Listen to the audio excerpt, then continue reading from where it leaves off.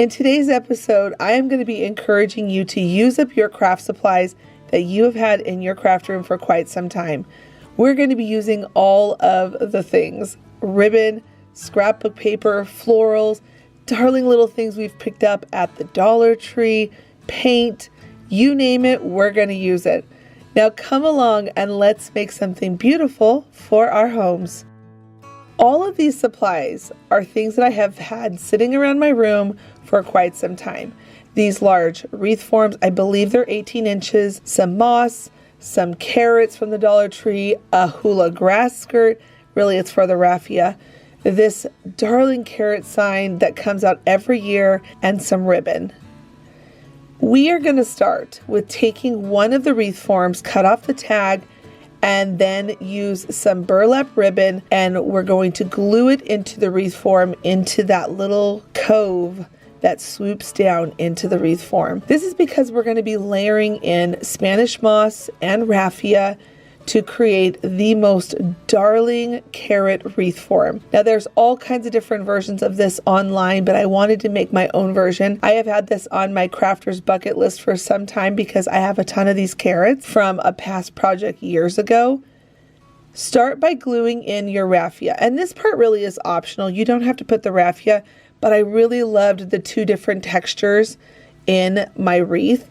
So I'm going to just take some of this raffia. I love buying the hula grass skirts in the summertime because it is perfect how organized it is on a string, but you can just get some random raffia at any craft store. Then we're going to glue in our Spanish moss.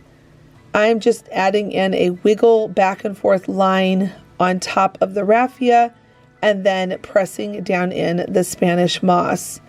You can see now why I put down that ribbon initially, because it's going to help catch everything. That way it's not just a big old mess. Then we're going to come in with our carrots. I have 3 packs of carrots, and inside my pack of carrots, I think Dollar Tree sells 2 different versions of these carrots. One that has 4 carrots and one that I think has 6. Either way, I think the larger pack where there's 6 in it, and I'm going to use 3 packs of those. We are going to go around the wreath, gluing in the carrots. This is super easy. All levels could totally do this project. All it just takes is a little bit of patience and dealing with the mess of the Spanish moss while you're working with it. Simply glue in each carrot going around your wreath. When you get to the end, you should have about 3 or 4 left over, because we need 3 for our sign. Now we're going to take that second wreath and we're going to tie them together. You want to make sure your carrots are underneath the wire forms. So I just kind of wiggled them around in there, and then we're going to tie them all the way around inside and outside of the wreath form, tying those 2 forms together with some twine. I tied knots probably, I would say every about 4 inches. I would tie a knot going all the way around the outside and all the way around the inside. And it's just a simple double knot and then trim off. And the twine looks so cute tied on that wire form with the Spanish moss and raffia. This just looks like something you would see in a darling garden. Then I'm going to use my crocodile, punch 3 holes, 2 at the bottom corners, 1 up at the top handle of this sign. And then I'm going to take my twine and I'm going to just tie a cute little bow, and I am going to double knot it because we don't want this to come apart, making sure it's nice and tight. And then I'm going to tie a bow on the other side. This is how I did my take on this wreath that's been really popular online. I loved having these extra twine bows at the bottom to tie the sign. And then up at the top, we're not going to need a 3rd one of those bows because we're going to put a really big, beautiful ribbon on this wreath. Go ahead and just do a double knot to tie that in. And now your sign is secured onto the wreath form, and it's not going to fall off over time. Trim off the extra, and then here I am again. I'm just moving around the carrots to make sure that they're staying underneath the wire and they're in there nice and secure. Isn't this so cute so far? You could stop here. You could even ditch the sign if you don't have a sign. But this sign is pretty popular. They bring it out every year at the Dollar Tree. Now I'm going to add on a burlap bow and glue that down into place. And then I'm going to come in with a houndstooth orange and white bow. This bow, the houndstooth ribbon, this is from Michael's. I bought this years ago. But again, remember, we're using up supplies here in our craft room. Random things that we've had sitting around for a while. I know probably all of my crafting friends online have these carrots if you shop at the Dollar Tree. Now to finish off our bow, it would not be a Heidi project if we didn't add some beautiful buttons.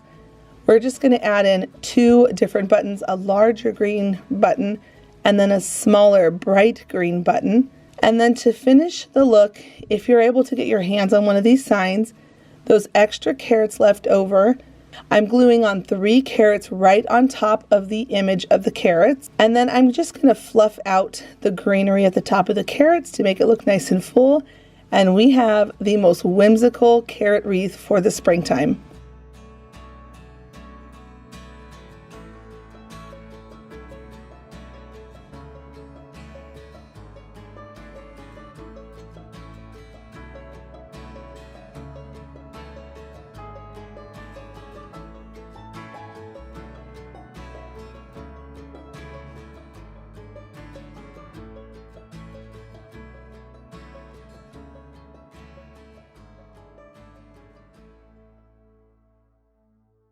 I found one of these wagons at the bullseye section at Target, but I know that the Dollar Tree sells something very similar to this around the springtime, and if you can't find one, you can use a wood crate to make one. I'm also going to be using a piece of foam, a piece of wood from their craft section, a long craft stick that I cut in half, as well as some florals and some Spanish moss. I took my Dollar Tree stamps that I found in their craft section, and I'm going to stamp onto that wood planked piece from the craft section, Spring Market. You can stamp whatever you want, fresh florals, whatever you want to stamp on this wood piece.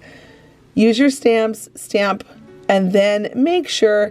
I am a big fan of making sure you take care of your craft supplies. Always make sure you wipe the ink off of your stamps when you're done stamping and store them away properly. All stamp sets always come with a piece of plastic film that lays right on top, and then keep them inside some kind of a container or bag of some kind that keeps them safe. Now I'm going to move on to the back side of my sign that I just stamped on. I'm adding on these craft sticks. It was a longer stick that I cut in half. I'm gluing them down really well to make sure they don't come off. And then when I put my foam piece in there, I realized it was too close to the sides of the wagon. I need it to be wide enough on the sides to be able to sneak down the Spanish moss into the sides. This is going to conceal all the foam, so you don't see it through the sides of the wagon. You don't want to see the foam. So I'm using a popsicle stick just to shove that down in there and around to conceal the green foam. And now I'm going to add on my sign now that the hot glue is dry where the sticks and the sign come together. I'm just going to wiggle that down in there, secure it with some hot glue, and then you can pick whatever florals you want. And again, you don't necessarily have to put wagon wheels. You can use one of those wooden crates from the Dollar Tree. It's just the cutest little planter, having this sign being into the florals. You can stamp on it. What a fun way to use up stamps and florals that you have had in your craft room and easily bringing spring into your home. At the very top of my sign, I just added this darling ticking stripe ribbon from the Dollar Tree, and our decor piece is now complete.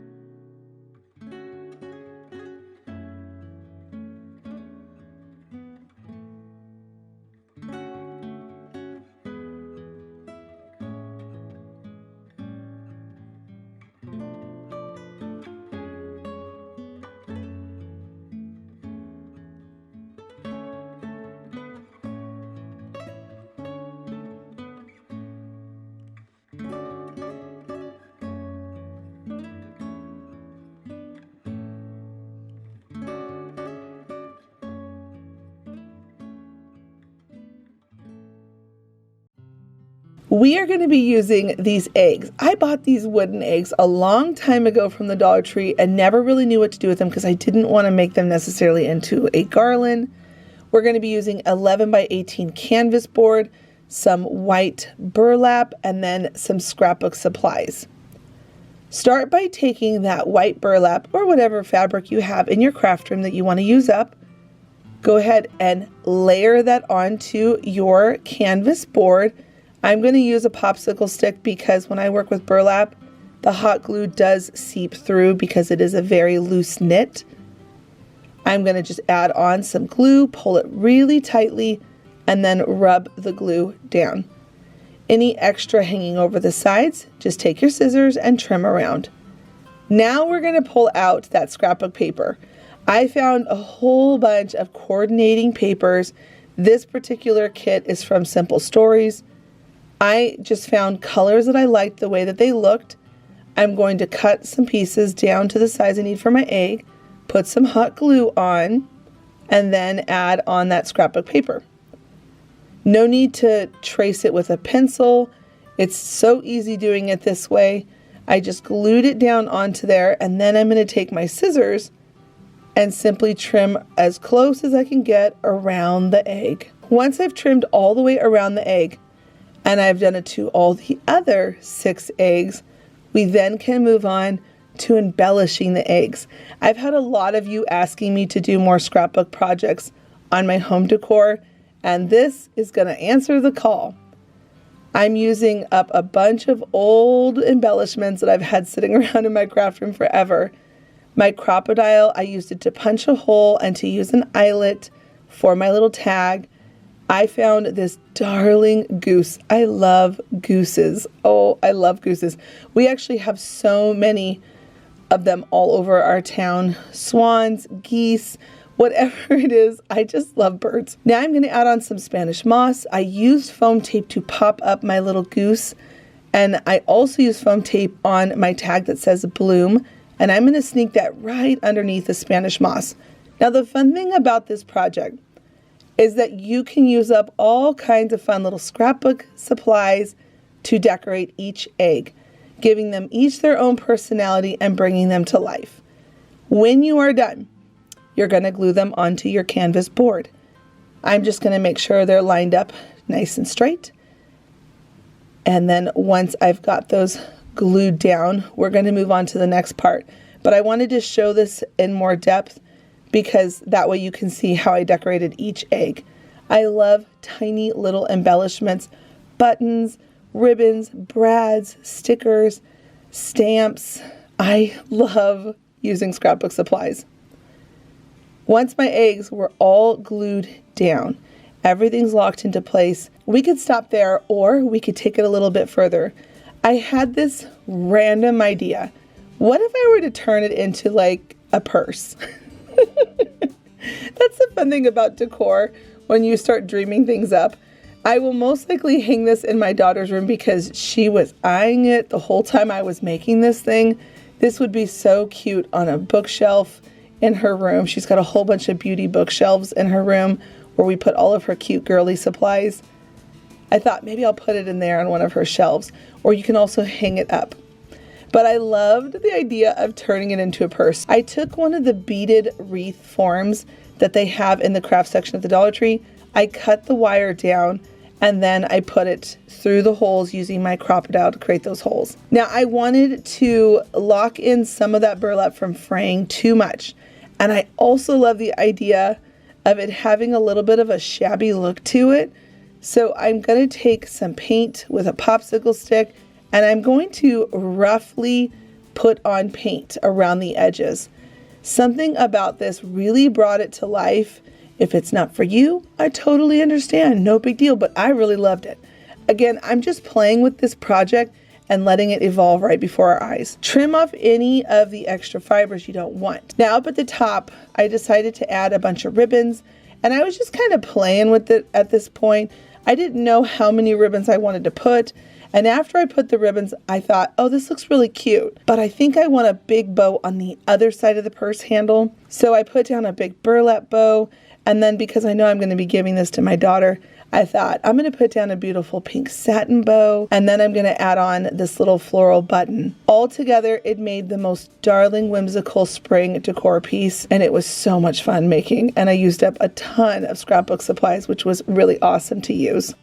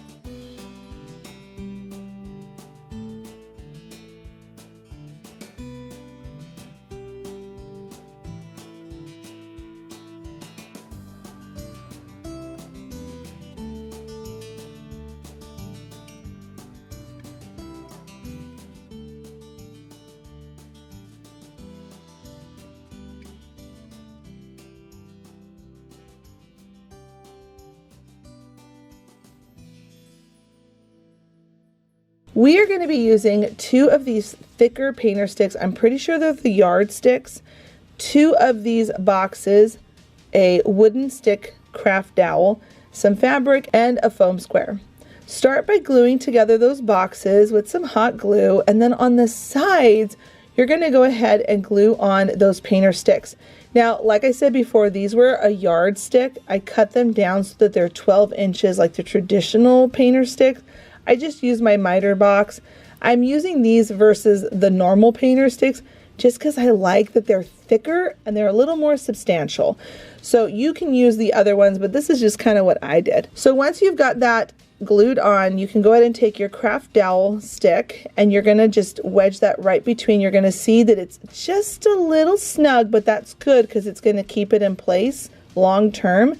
And I'm just going to add in a bead of glue, the hot glue in there, so it locks it all in so it doesn't shift or move over time. At this point, we've got our garden box built, and I'm going to come in with some white paint, but you can paint it whatever color you want. I always want to encourage my viewers here on this channel, make it for you and your home. Customize it. You can do this for any holiday or season. It's the cutest little garden box. At this point, I'm going to take some brown and black paint and I'm going to do some distressing to give it that farmhouse look that I love so much. And then I'm borrowing my daughter's stamps again. I did this for another project last week. I'm going to take these stamps and spell out the word spring on the drop cloth fabric. Once I've got those letters all stamped out, I'm actually going to come back on top of them and very lightly scratch the surface of the fabric with a Sharpie marker, just to make it a little bit darker, but I don't want to heavily color it in because I want it to still have that farmhouse look. So once I've got those all colored in how I want, lightly, I'm going to go ahead and take my scissors, snip those into strips, and then I'm going to come in with a dovetail on the end.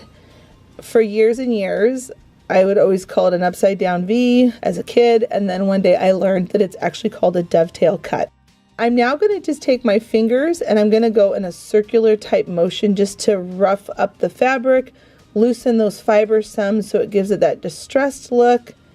And then at this point, I actually forgot to film this part, but I did rough up the fabric with a little bit of that distressing paint, the black and the brown. I forgot to show that. I'm so sorry about that. But I'm going to take some twine so we can hang up our little banner letters. I put a little bead of glue, went around it twice, and tied a knot. Then I'm going to come back in with those letter strips. I'm going to add some glue lightly on there, and I'm going to just pinch that right onto the twine.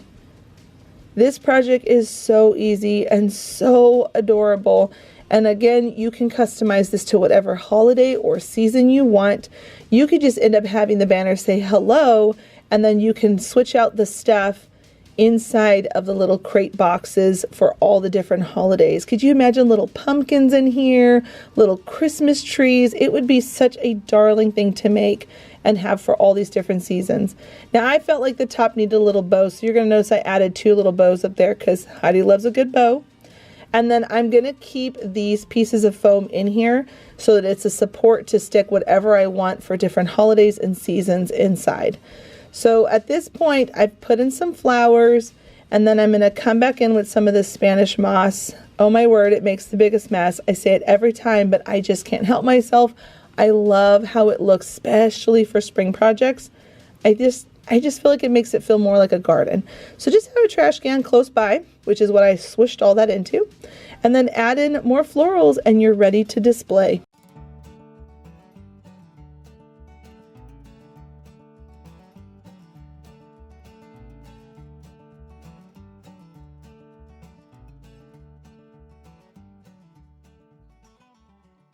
Now I'm calling this project a bird condo because it looks like a little bird neighborhood.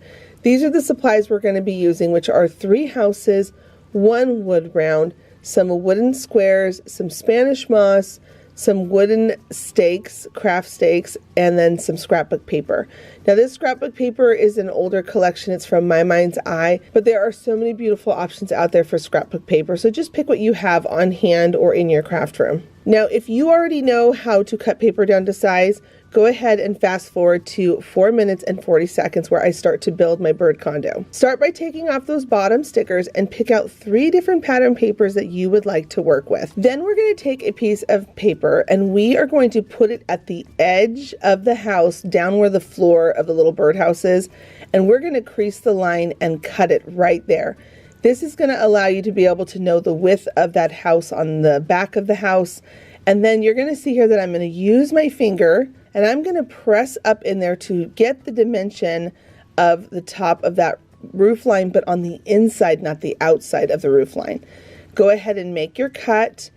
And then I always like to check it again to make sure that's the right size. And then using my finger, I'm going to push up into that other corner to get the right size. There will always be a little bit of hangover. What you're going to do, if that is the case, you're going to go ahead and use your scissors and trim it up if you need just a little bit of some trimming in there to make it fit perfectly. At this point, you're going to already have the back side of your house piece cut out without having to do all kinds of crazy tracing and struggling and crinkling the paper. Now the back side and the front side of the house dimensionally is going to be the same size. So you can go ahead and just take that piece we just made and we're going to cut that out on another piece of the paper. And now what we're going to do is we need to get that hole for where the little bird is going to sit on its ledge. I went ahead and creased down onto that little circle.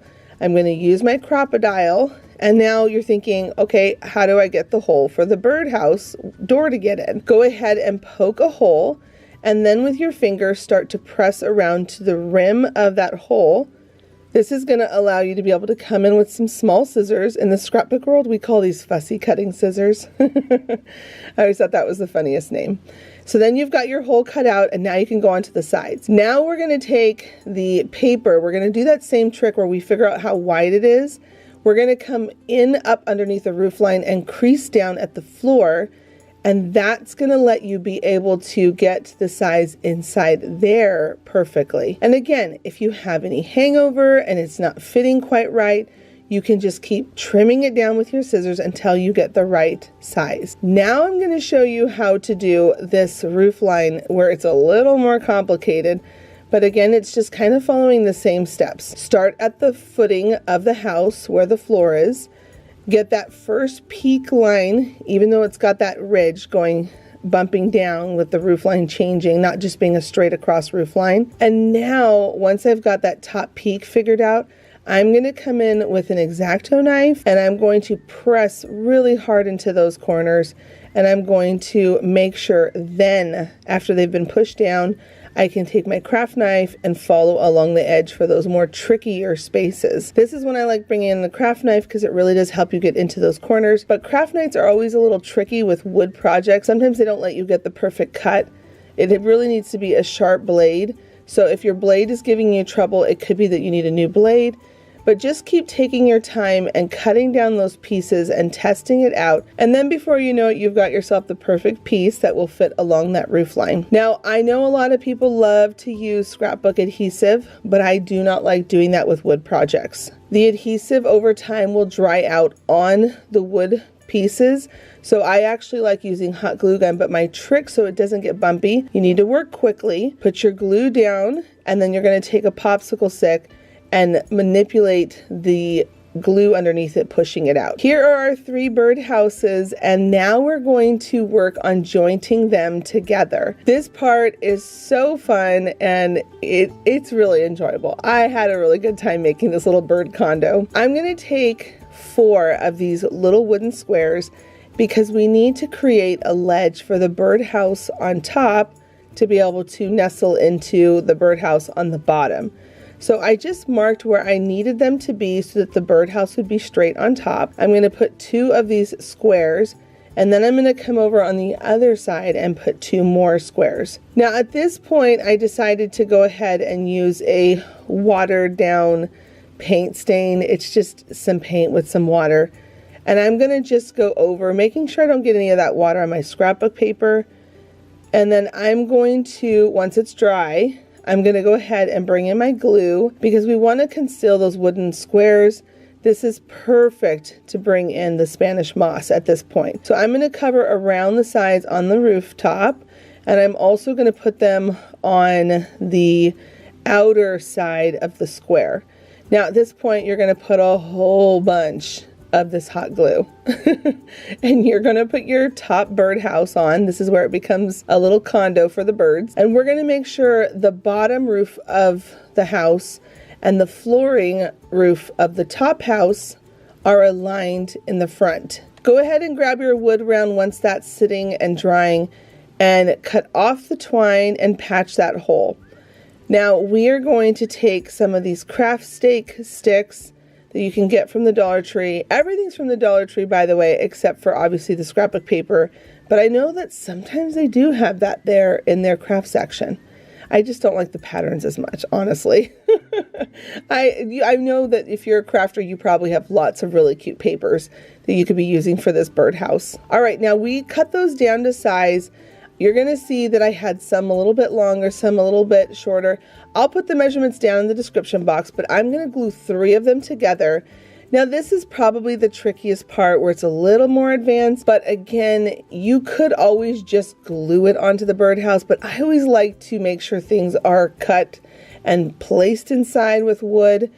But again, if you really want to, you can always just put a nice big glob of glue and glue them on without drilling any holes. But if you have a drill and you feel comfortable, I would definitely say drill the holes. Now you can even see here that I don't even have the right size drill bit. So I just make a few different holes. And I also, again, I'm sure if there's a guy watching this, he's going to be like, oh my word, what is that lady doing going around in a circle? I'm making sure that there's a free movement as I'm swirling around to make the hole a little bit bigger. I was just honestly being a little lazy because I didn't want to go out to the garage to get my other drill that has a bigger drill head on it. So if you have a bigger drill bit and a bigger drill head, totally do that. Otherwise, you can just glue these down and that will work too. So at this point you can see that I'm gluing my birdhouses to the 2 different size staked legs, and then I'm also gluing them into my wood round mount. Now at this point this is just becoming so adorable, and I decided to go onto my printer real quick. You can use a program called paint.net. It's a free editing digital design program that Google puts out. Again, it's called paint.net, and you can just print out a little square, and then I put some text on top of it that says home tweet home. Put it on one of these garden tags, and I'm staking that into my wood round as well because they need a little sign too for their little bird condo. Why not? I feel like this is such a whimsical, magical spring project. Now I'm sharing how I get that farmhouse look. You are not going to heavily saturate your paintbrush. You're going to rub it across the paint where you have the paint only on one side, and we're going to just simply drag our paintbrush across. That's how you get that wood to come through. I just lightly drag it across, and I'm going all over the rooftops and all over the flooring of the bird houses. And then down at the base, we're going to have a nice finished look down there. I went ahead and painted that with about 3 coats of white paint on the base and the legs of the treehouse, so it looks really polished and clean. Now we're going to come in with some moss to conceal all that hot glue down there, plus it goes along with that birdhouse theme. And I'm just cleaning it up, and I don't want to cover the whole thing because you still want to see that wood base. Now at this point, I've decided to add a little bit of moss inside the bird holes and a couple of bows because I love a good bow. And I'm going to put a couple of buttons right on the front. Friends, this project was so fun to make. And the last thing that I did was take some of the Dollar Tree lace ribbon, wrapped it around the base of the wood round, and glued it into place.